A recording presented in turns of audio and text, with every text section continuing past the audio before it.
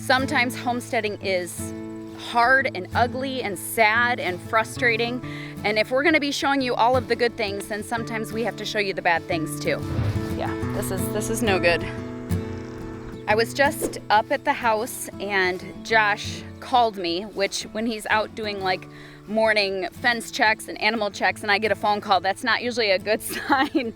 Usually no news is good news when it comes to someone being out back or someone checking animals or whatever. So anyway, he called and he said, hey, I need everyone to get on out here and help with an unexpected project. I quickly gathered everybody. I was like, shovel your breakfast real quick. Let's get dressed, go outside. So we had, again, crazy wind and weather again last night. I don't know what you guys are dealing with as far as weather goes. I mean, we've had a few like statistical crazy things, you know, like a drought in June. And then now we're having just so much water and storms and tornadoes and just really strange weather for the middle of summer. Normally those things happen in the spring. Anyway, super weird weather. But last night again, we had severe weather come through. And the lightning was just crazy. I have not seen lightning like that in a long, long time, and crazy wind. And we came out to some dead animals with chickens, and we came out to our chicken tractor having been pushed like over 100 feet south. And I don't even think the wind was coming from the north. That's what's so weird. Anyway, busted through our fence. Like I said, dead chickens. I don't know what happened, even like how they got, I don't know if they were tucked up underneath the tractor. I don't know what happened.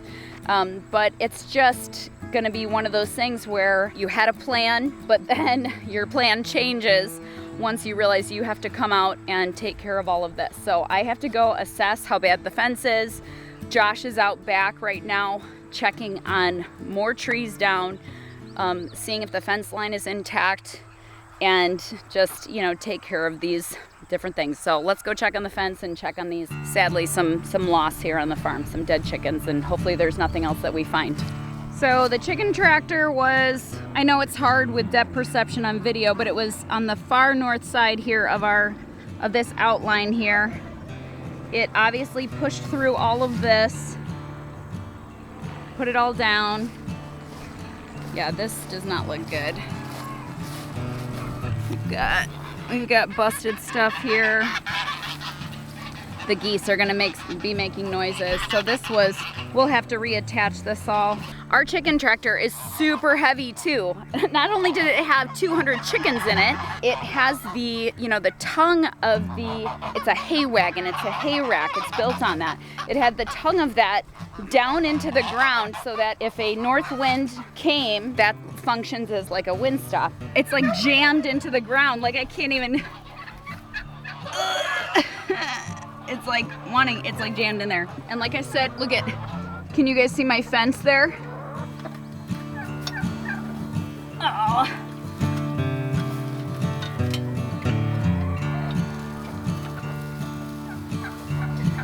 Oh, bummer. These things aren't cheap either. You guys know, if you have chickens, the portable fencing is usually kind of forgiving, and even when it's busted, it's, you know, manageable. But this is not, we're not recovering from this with this fence. We'll have to buy a replacement.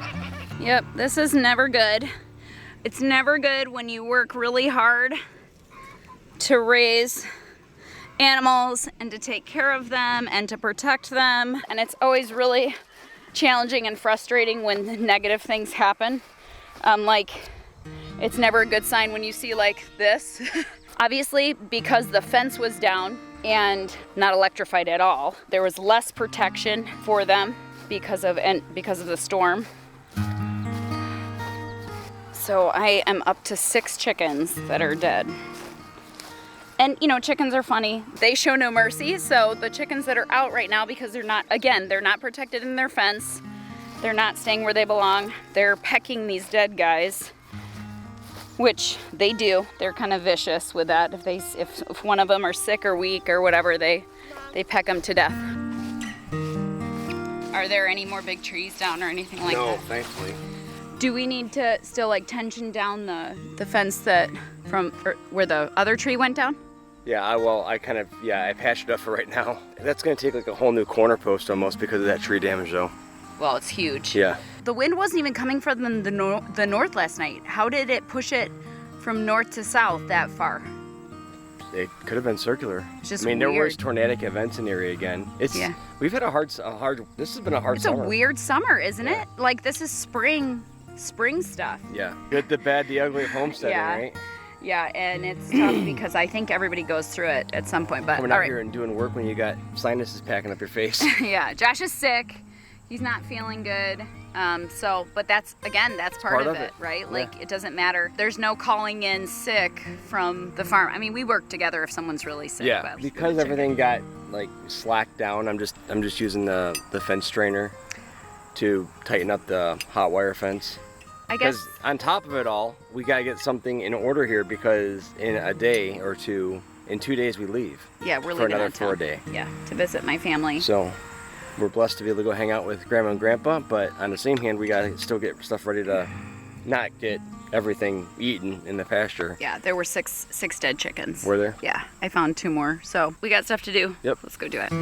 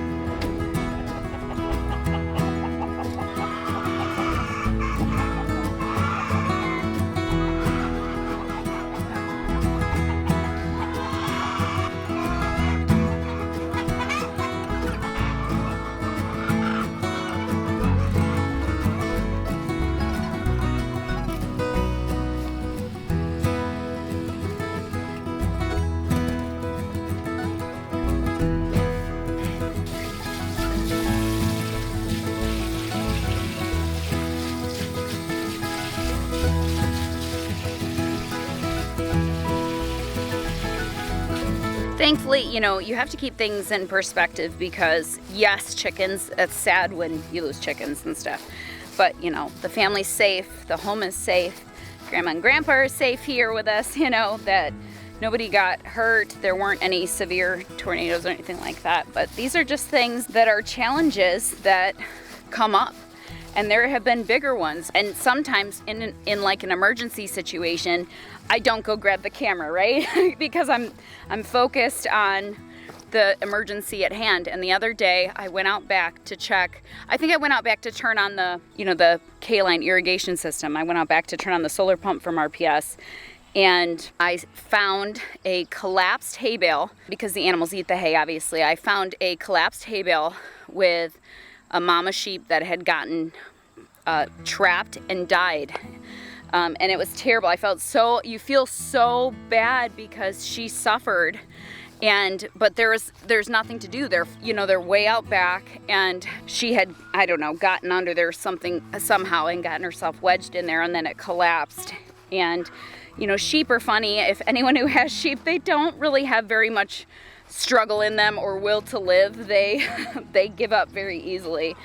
And she got stuck. Well, I walked out there, I found her, and I was like, oh my goodness, I couldn't get her out myself. Half of her body sticking out and half of her body was inside of the hay bale underneath it, collapsed and crushed. And I heard a tiny little, sheep baying under there. And I was like, oh no, there's a little lamb stuck in here underneath this. So I was in the back by the creek. I hauled it, I ran back up to the house, got all of the kids. Josh was working, so he was gone. And we, as a team, we moved the hay bale, which is so heavy, and we don't have a tractor. And we moved it by hand, got the mama sheep out, saved the baby lamb, somehow the mom had created, you know, her body had created a little pocket of room for this little lamb to survive. And they had only been out there a short time, like overnight, because we check them every day. So anyway, but it was one of those things. It was like a really bad thing, but then a really good thing that the baby had survived. But it was just these terrible accidents. Sometimes they happen, and thankfully it doesn't happen all the time. But when it does, or when several of them happen in a row, it really does take a lot to kind of not get saddened by that, or discouraged by that, or to lose hope in those things, and to be like, well, this is a lot of work and this is hard, and is it worth it? And I just wanted to take a minute this morning to encourage everybody, whether you are a homesteader, whether you're a farmer, whether you just are living life and raising a family, because these things happen with family too. Things come up and challenges come up. So no matter what your life looks like, no matter what challenges you're facing today, try to remember, and I really do think this is true, that the good almost always outweighs the bad. Even when you're in a season where it seems like maybe bad things are like accumulating, just try to remember and focus and let your attention lie on the good things. Whatever is good, whatever is pure, whatever is holy, whatever is right. Dwell on these things, right? Don't let our minds and our hearts and our attention dwell on the negative and focus on that alone. And, you know, be careful. It's easy to also talk about all the negative things, right? So we need to control that, control our tongue, and not always just speak about what's negative and what bad things are happening, but to try to remember to focus on the positive and the beautiful things that the Lord has given us. And I mean, I get to look at these guys, right? I have a healthy, strong family. Yes, we lost 6 chickens, you know, but look at what we do have. And you know, buying a new fence is not a big deal in the grand scheme of life. And I'm just in these moments where life throws a little bit of a curveball at you. In the grand scheme of it, it's really okay. And things are good, and things are worthwhile. And it's worth the effort to put in. So be encouraged today. Whatever you're going through today, I want you to know that it's gonna be okay. And I'm thankful to have you guys as a part of this community, and we're a part of your community as well, right? So it's gonna be okay, and it's gonna be good. A little bit of sweat and hard work, and we're gonna get this taken care of. And there's still a lot of really good things to focus on today.